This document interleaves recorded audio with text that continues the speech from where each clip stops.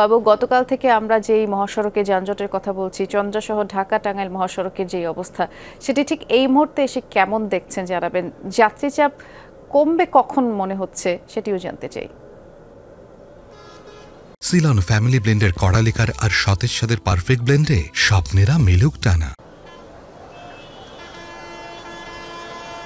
বৃষ্টি সকাল থেকেই কিন্তু আসলে ঢাকা টাঙ্গাইল মহাসড়কের যে চন্দ্রামোড়, সেই চন্দ্রামোড়ে কিন্তু আসলে যাত্রীর চাপও বেড়েছে, গাড়ির চাপও বেড়েছে।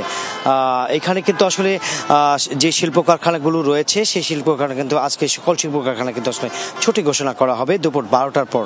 তারপর থেকেই কিন্তু আসলে এই যে চন্দ্রামোড়, সেই চন্দ্রামোড়ে কিন্তু মানুষের ঢল পড়বে।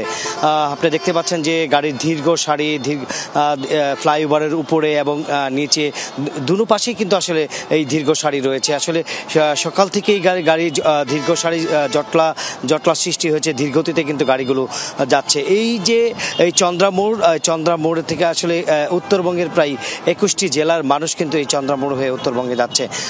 এইখানে কিন্তু আসলে গাজীপুরে প্রায় 25 লাখেরও বেশি শ্রমিক আসলে শিল্প কারখানায় কাজ করেন। সেই শিল্প কারখানায় কয়েক ধাপে ছুটি হয়েছে। আজকে কিন্তু সকল শিল্প কারখানা ছুটি হলে আসলে এই যে জটলা, সেই জটলাটা কিন্তু পর্যায়ক্রমে বেড়েই যাবে। আসলে এটা আজকে সারাদিন এবং রাত পর্যন্ত কিন্তু চলবে বলছেন এখানকার যারা হাই পুলিশ রয়েছেন তারা। আগামীকাল থেকে আসলে কিছুটা জটলাটা কমার সম্ভাবনা রয়েছে। তার পাশাপাশি যদি বলি ভাড়ার কথা, যে ভাড়ার বিষয়ে আসলে এক প্রকার যারা চালক এবং কাউন্টার তারা কিন্তু আসলে যাত্রীদের উপর নৈরাজ্য চালাচ্ছে। কারণ যেভাবে পারছেন সেভাবেই আসলে ভাড়া হকাচ্ছেন। কারো কাছ থেকে 1200 টাকা, কারো কাছ থেকে 1500 টাকা, কারো কাছ থেকে 200 টাকা, 2000 টাকা। সব মিলিয়ে আসলে এখানে যে আজকের যে অবস্থাটা, সেটা হচ্ছে যে যাত্রীরা চরম দুর্ভোগ পোহাতে হবে এবং তাদের বাড়ি পৌঁছাতে আসলে দীর্ঘক্ষণ সময় লাগে। কারণ একই জায়গায় তাদের 10 থেকে 15 মিনিট অপেক্ষা করতে হচ্ছে একটি জায়গা থেকে ছেড়ে যেতে। সর্বোপরি জেলা পুলিশ এবং হাই পুলিশ কিন্তু তারা মাঠে কাজ করছেন। বৃষ্টি শুনছিলাম, ধন্যবাদ বাবু। এবারে আমরা বঙ্গবন্ধু সেতুর পূর্ব প্রান্তে যাচ্ছি, সেখানে সহকর্মী শামীম আল মামুন অপেক্ষা করছেন। মামুন, কয়েক কিলোমিটারই তো যানজট, সেখানে নিশ্চয়ই যাত্রী ভোগান্তিও চরমে থাকার কথা, কারণ আমরা কিছুক্ষণ আগেও জেনেছি সেখানে কয়েক কিলোমিটার যাবৎ যানজট ছিল। এখনকার কি অবস্থা দেখছেন?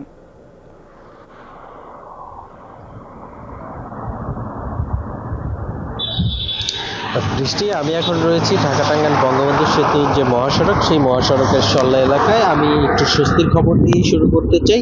এই মহাসড়কে কিন্তু ভোর সকাল থেকে বেলা 11টা পর্যন্ত এখানে কিন্তু প্রায় 14 কিলোমিটারের যানজটের সৃষ্টি হয়েছিল, প্রায় 8 কিলোমিটারের মতো। তবে এখন কিন্তু বেলা বাড়ার সাথে সাথেই এখন যানজট অনেকটাই কমে গিয়েছে। আপনার মাধ্যমে আমি দর্শকদের দেখাতে চাচ্ছি যে এই যে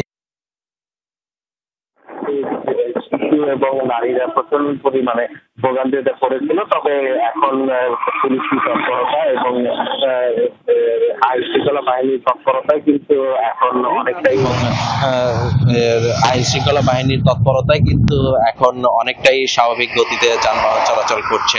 তবে বঙ্গবন্ধু সেতুর পূর্ব পারে যে চত্বর রয়েছে, সেই গোল চত্বরের 2 থেকে 3 কিলোমিটার সেখানে যেহেতু টোল আদায় করা হয়, তার ফলে হচ্ছে যে 2 থেকে 3 কিলোমিটারের একটি সারি সবসময়ই থাকে এবং আজকেও তার ব্যতিক্রম নয়। তবে একটা বিষয় জানিয়ে রাখি যে এই আইন শৃঙ্খলা তৎপরতা এবং টোল আদায় যদি স্বাভাবিক গতিতেই চলে, তাহলে কোনো ধরনের যদি বড় ধরনের দুর্ঘটনা না হয়, তাহলে এই রাস্তা দিয়ে সাধারণ মানুষ এখন নির্বিঘ্নে যেতে পারবে, এমনটি জানিয়েছেন কর্তৃপক্ষ। বৃষ্টি, অনেক ধন্যবাদ। শুনছিলাম মামুন।